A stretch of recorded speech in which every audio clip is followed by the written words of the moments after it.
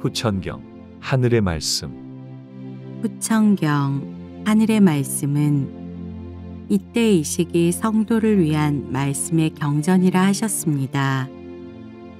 말씀을 바르게 받들어 지키는 이에게는 하늘의 만복이 함께 하시니 곧 하늘 자녀가 됨이라 하셨습니다.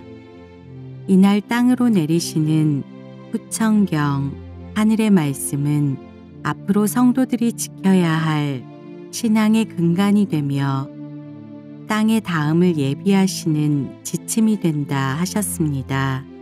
말씀으로 사람의 삶과 그 이후 신앙자의 도리와 성도의 길, 하늘 자녀로의 거듭남을 알리시니 성도들은 말씀을 받음에 성심을 다하라 하셨습니다.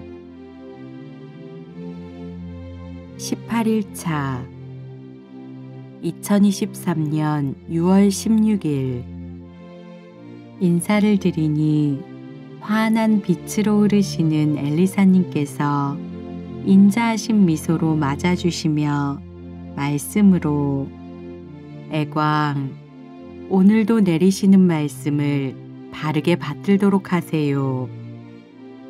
하늘께서 베풀어 주심에 감사드리도록 하세요. 라고 하셨습니다. 큰 빛으로 축복하여 주시니 저의 화면으로 67장의 말씀이 보여졌습니다. 67장. 너희들의 하루는 어떠하냐?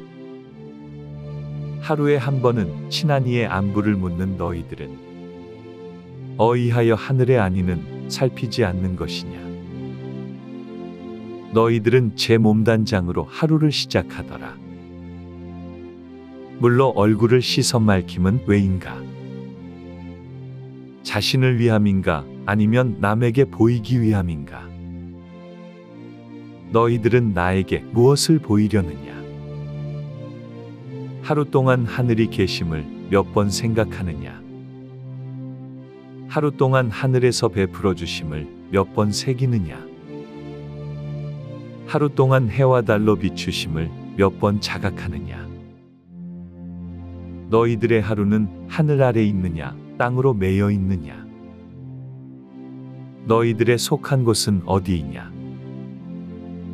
하물며 사람 간에도 만나면 인사를 나누거늘 너희들은 나에게 표시조차 없으니 너희들의 난 곳은 어디인가?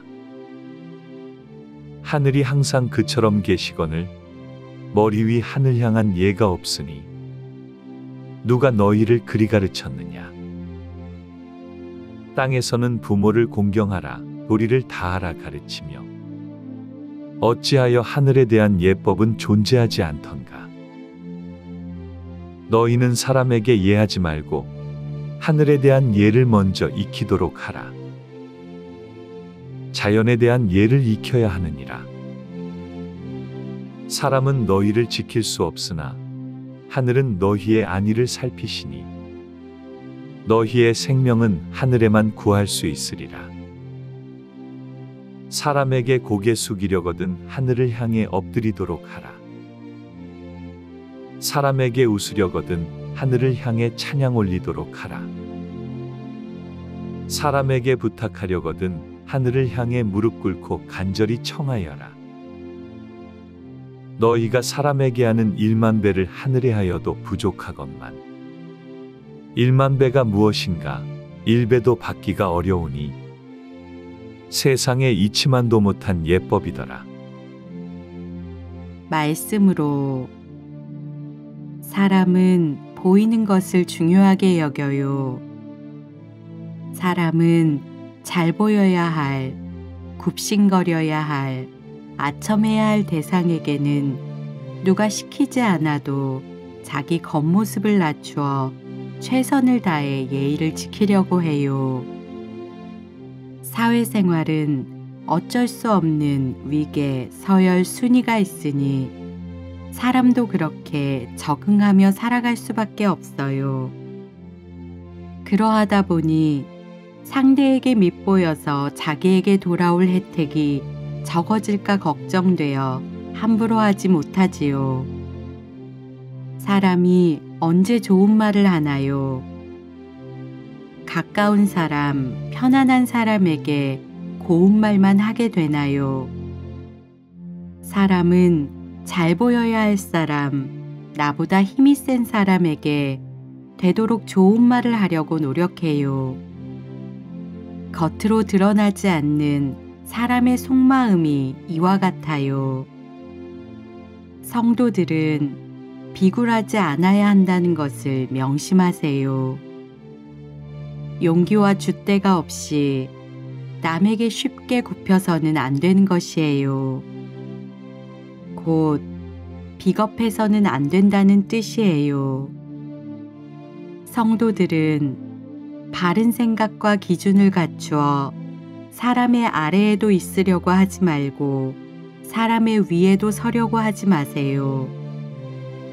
성도가 세상과의 경쟁에서 이겨 무엇을 얻을 수 있나요? 성도는 영생 영광, 하늘의 사랑하심을 받들어 섬기는 신앙자예요. 신앙을 하는 사람에게는 하늘이 가장 높으시고 중요하시니 그 외는 눈에 잘 들어오지 않아요.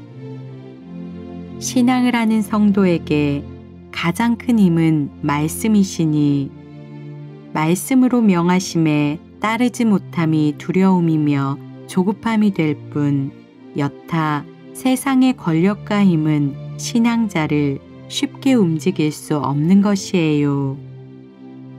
성도들의 모습은 어떠한가요? 하늘의 말씀보다 세상의 권력이 우선되나요? 하늘에 대한 신앙보다 세상살이가 우선되나요? 하늘에 대한 예보다 사람에 대한 예가 우선되나요? 성도들은 솔직하게 자신을 돌아보도록 하세요. 사람이 평생을 산다고 말하는데 자기의 의지대로 사는 삶은 얼마나 될까요? 사람은 부모에게서 태어나 성장하면서는 가풍을 따라야 하고 성인이 되어서는 사회에 적응해야 하며 결혼을 하면 배우자가 되고 이후 부모가 되면서 그 역할에 맞춰야 하지요. 사람에게 정말 자기가 살고 싶은 대로 사는 삶은 몇 년이나 될까요? 자기의 뜻대로 살았다 라고 하는 기간이 1년이라도 될까요? 성도들은 자신의 의지를 세워서 신앙심을 바르게 지켜와야 하는 것이에요. 다시 없을 기회의 때예요. 새롭게 나아오도록 하세요. 라고 하셨습니다. 68장 사람아, 사랑아, 내가 너의 이름을 지었노라. 너희 이름에 나의 사랑을 담았으니 너를 부르는 이에게도 복이 넘치리라. 너의 이름은 무엇이더냐? 나의 사람의 이름은 곧 이룸이라. 나의 사람의 이름이 이룸이 되는데 내가 다시 너희를 찾을 수가 있겠노라. 너희를 다시 찾으면 크신 하늘나라에서 살게 하리니 그 왕국의 크기는 빗댈 수가 없겠더라.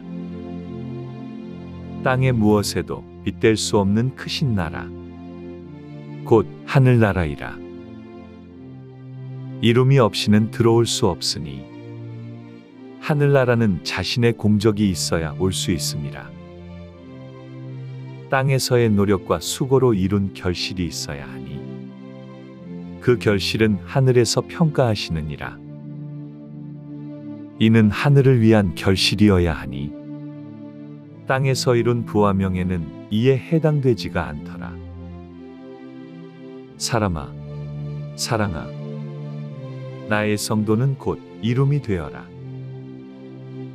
나의 성도는 곧 하늘사람이 되어라. 너희의 영생을 내가 보장하노니 이제는 하늘을 위한 공적을 쌓으라. 하늘을 위한 공적이 무엇이냐?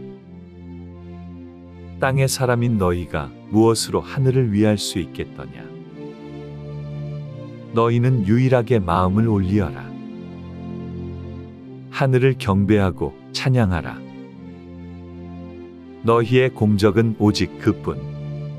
이 땅의 생명체를 대신하여 너희가 하늘에 감사드리도록 할지라.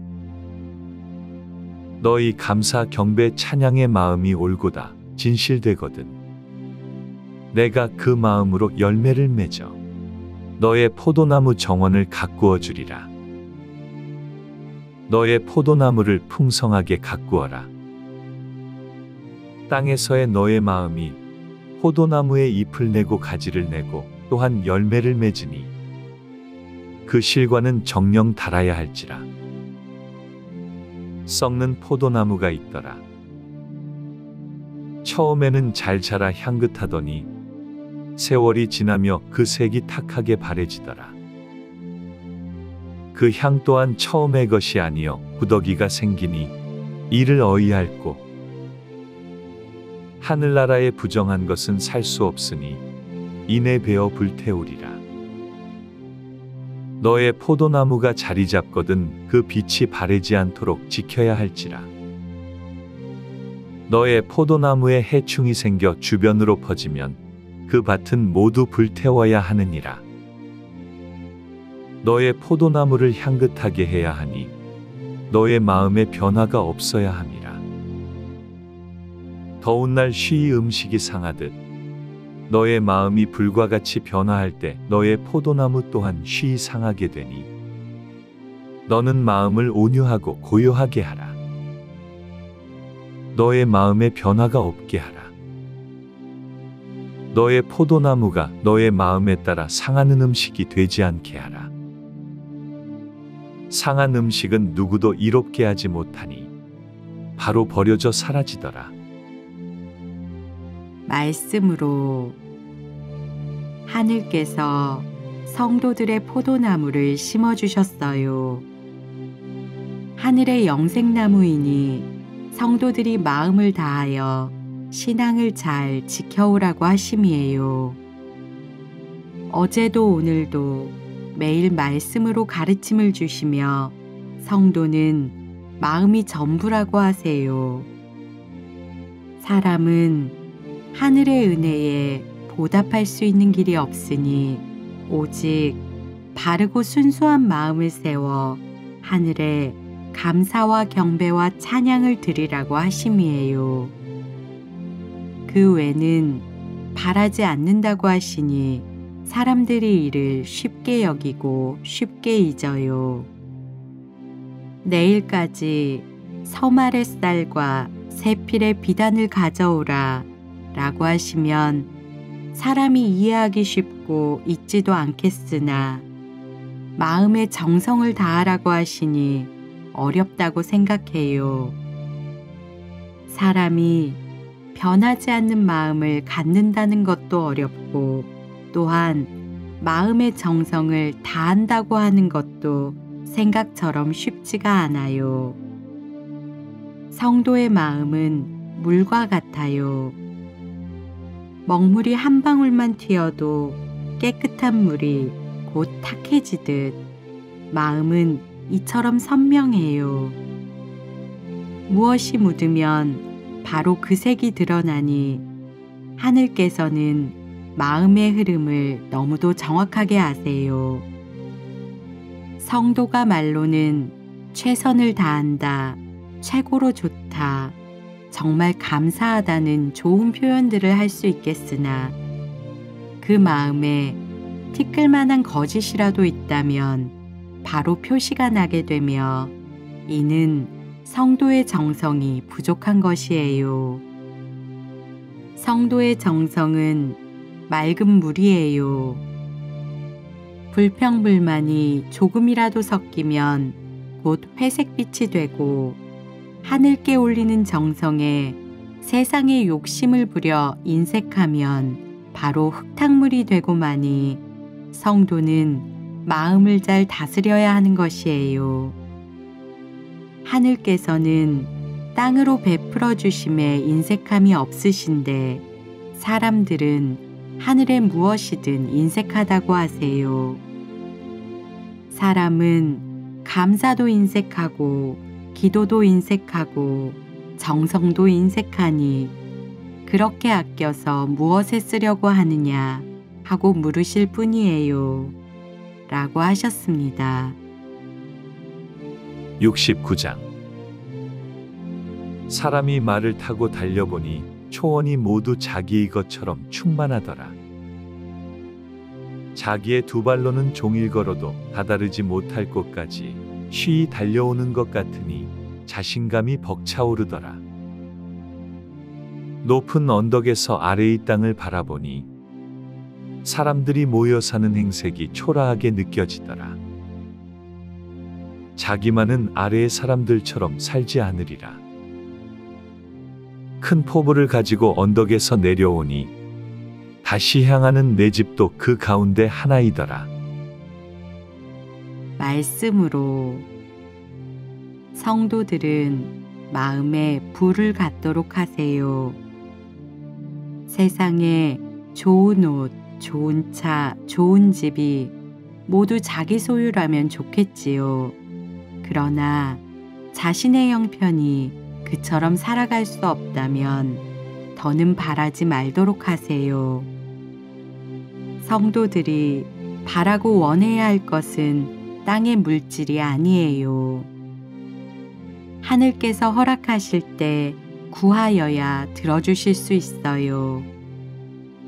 하늘께서 자신의 구원을 구하라고 하시었으니 성도들은 구제 중생을 위해 기도드려야 해요. 먼저는 자기를 구하고 다음은 가족을 구하고 나중은 주변을 구할 수 있어야 해요. 사람이 구원을 받는다고 하는 뜻이 무엇인가요?